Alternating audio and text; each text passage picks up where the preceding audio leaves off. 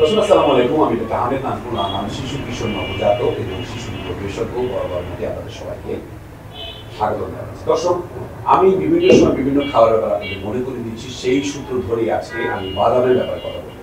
আপনারা জানেন যে বিভিন্ন ধরনের বাদাম পাওয়া যায়। মা আমাদের কাছে প্রশ্ন করেন, স্যার বাদামগুলো আমরা কোন বয়স থেকে দেবো, কত বয়স থেকে দেবো, কতটুকু দেবো। এই নিয়ে আমি পূর্ণাঙ্গ ভিডিও দিচ্ছি, বাদামের উপকারিতা, বাদামের সমস্ত ক্ষতিকর দিক সেগুলো আমি জানিয়েছি। আজকে আমি ভিডিওটা একটু রিমডিফাইড করে আপনাদের সামনে হাজির হয়েছি। বিভিন্ন ধরনের বাদাম আছে, কাজু, পেস্তা, চিরা বাদাম, আপনারা জানেন, এগুলো বলে শেষ করা যাবে না। তো এখন প্রশ্ন হচ্ছে যে আমাকে মারা জিজ্ঞেস করেন, স্যার বাদাম কতটুকু দেওয়া যাবে বলুন। আমি বলবো একটা বাবুকে যদি আপনি দিতে পারেন, সে খেতে পারে। একজন বাবুকে 30 গ্রাম পর্যন্ত বাদাম আপনি দিতে পারেন, প্রতিদিন 30 গ্রাম বাদাম দিতে পারেন। এই বাদাম খেলে আমাদের বাবুদের শরীরে যে ধরনের পূর্ণাঙ্গ বিকাশ ঘটে, আমাদের পর্যাপ্ত ভিটামিনস আছে, মিনারেলস আছে, এর ভিতরে যে ফাইবার আছে আমাদের বাবুদের হজমে সাহায্য করে। এর ভিতরে যে ধরনের ভিটামিন ডি রয়েছে সেটা আমাদের বাবুদের বোনস ডেভেলপমেন্ট সাহায্য করে। এর ভিতরে পর্যাপ্ত ক্যালসিয়াম, ম্যাগনেসিয়াম, এই ধরনের বিভিন্ন ধরনের মিনারেলস আছে, এটি হজম বাড়াতে সাহায্য করে। সুতরাং বাদামের গুণাগুণ বলে শেষ করা যাবে না। কিন্তু সবচেয়ে যেটি ইম্পর্টেন্ট, এটির ভিতরে ওমেগা 3 ফ্যাটি অ্যাসিড আছে। আমি সবসময় বলি যে ব্রেন ডেভেলপমেন্টে, বাবুদের মস্তিষ্ক বিকাশে মারা আমাদের সবসময় বলেন স্যার আমার ব্রেন ডেভেলপমেন্টের জন্য কি খাওয়াবো। তো ব্রেন ডেভেলপমেন্টের জন্য আপনি ওমেগা 3 ফ্যাটি অ্যাসিড দিতে পারেন, এবং সেই ওমেগা 3 ফ্যাটি অ্যাসিড আছে বাদাম।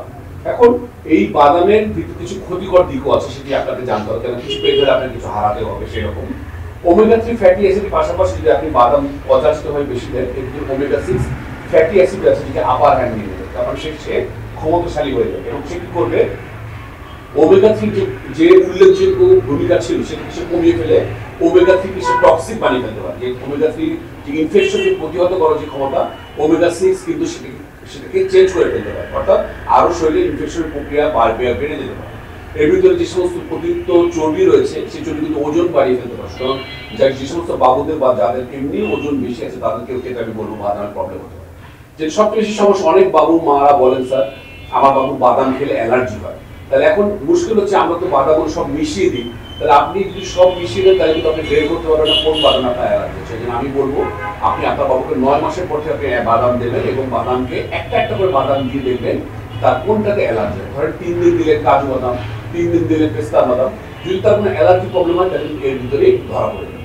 আরেকটা ব্যাপারে মনে করছে, যাদের গল ব্লাডারের সমস্যা রয়েছে বা গল ব্লাডারের বা কিডনির সমস্যা হচ্ছে, তাদেরকে আমরা বলবো অযাচিত বেশি বাদাম খেতে মানা করবো, কারণ এর ভিতরে ক্যালসিয়াম আছে, যেটা আপনার কিডনির উপরে লোড ফেলতে পারে।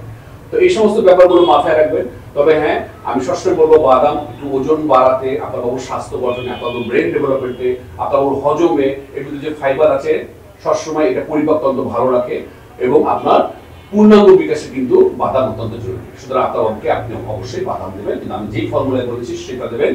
আর যেটি সবচেয়ে ইম্পর্টেন্ট, অনেকেই যেটা প্রবণতা আছে বাদামকে একটু লবণ টবণ দিয়ে, মিনারেল সল্টস দিয়ে, টেস্টিং সল্ট দিয়ে এনরিচ করা, আপনি এটা প্রতিহত করুন। এই ধরনের অযাচিত লবণ কিন্তু বাবুর ক্ষতি করবে, বাবুর প্রেশার বাড়াবে, বাবুর ভিতরে বিভিন্ন রকম টক্সিক ইনগ্রেডিয়েন্টস ঢুকিয়ে দেবে, যেটা সবসময় লবণের ব্যাপার বলছি। আজ এই পর্যন্তই। পরবর্তী নতুন কোনো টপিক নিয়ে আবার হাজির হবো। সেই পর্যন্ত বরাবরের মতোই আল্লাহ।